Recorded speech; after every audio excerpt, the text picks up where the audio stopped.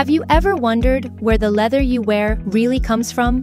Behind its smooth surface may lie an invisible environmental cost.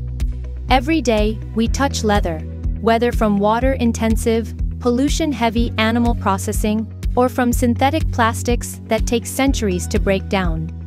But now, there's a better solution.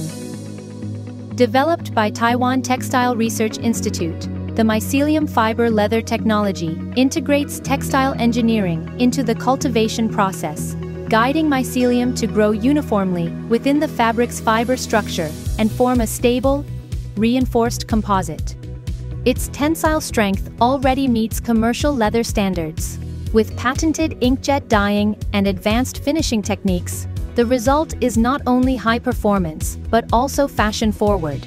This innovation reduces reliance on animal products and petrochemicals, while bridging the gap between sustainable fashion and functional textiles. It's a breakthrough that redefines what leather can be, offering more freedom for design and a cleaner future for the planet.